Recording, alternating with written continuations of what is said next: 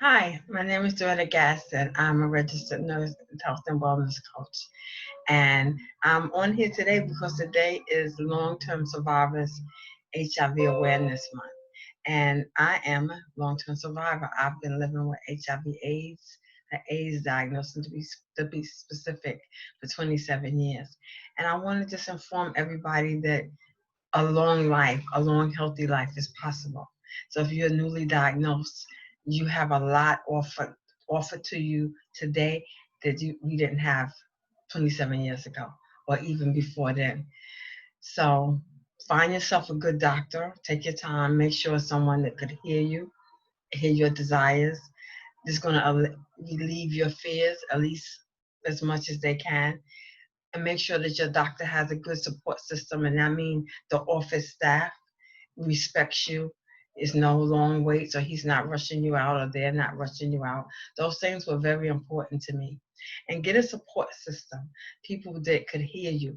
If you choose not to tell your family and close friends, that's okay. I'm a visiting nurse, and I have a lot of patients who don't tell their family, and I just work around them. I'm really careful of what I say in their home. I'm careful about the messages that I leave. So that's an important thing too. But get someone, a support system, like a group, a meetup, or one of the places that was dear to me in New York City was Friends Indeed.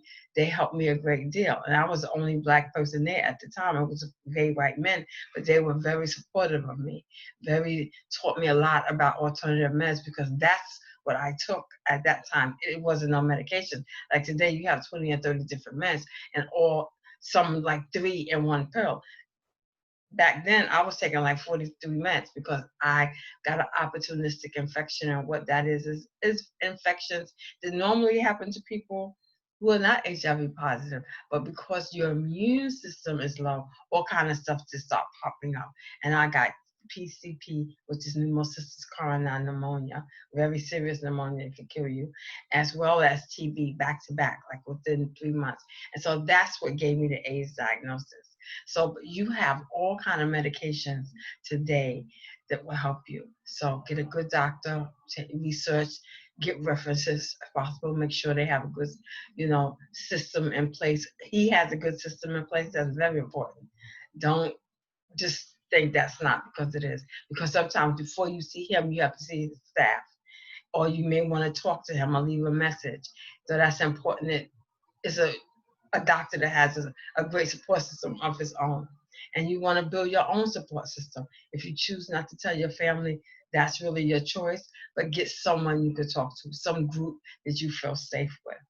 And just have faith that you're going to be okay. That's what I had to do. I chose not to take medication, and I chose also to believe that I was going to live through that pandemic. And I'm still here 27 years. People thought I was a little bit nuts because I didn't take the AZT. I was a nurse. I knew the AZT was going to hurt me at the dose that they were giving it then. They were giving 1,800 milligrams to people. They give 100 today. Look at the difference. But see, you have to be aware. You have to read. You have to research. And please do that around your diagnoses. Because if you do that, the power's in your hands. I'm telling you, you can live with this in a vibrant life at that. Um, that's all I have for today, and I hope it's a lot. I hope it's enough to keep you going and to let you know that many people are living vibrant lives. You could be undetectable, and that means the medications will lower your blood, the the virus in your blood to a point where you won't infect anybody, and that's extraordinary compared to where we've come from. Everybody been afraid of us, people not being able to be buried. It was a mess.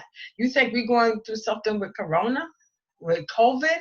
That's it. It's nothing. It's totally, well, kind of the same, to be honest. I was telling somebody the other day, the way they're doing these mass graves and these instant funerals. Back then, they wouldn't even bury you. Some funeral homes, they want to touch you.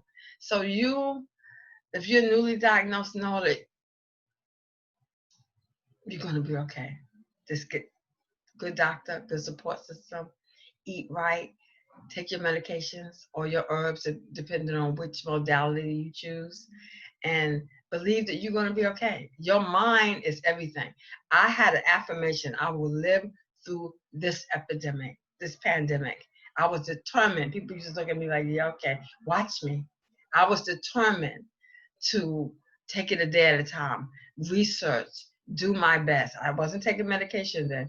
I didn't take medication until the year 2000. I think my first medication was Calitra. It was a big orange pill. That was my first. Became undetectable. I was good since then. And I take other things now. I take Provista and Norvia. Norvia is old as the hills.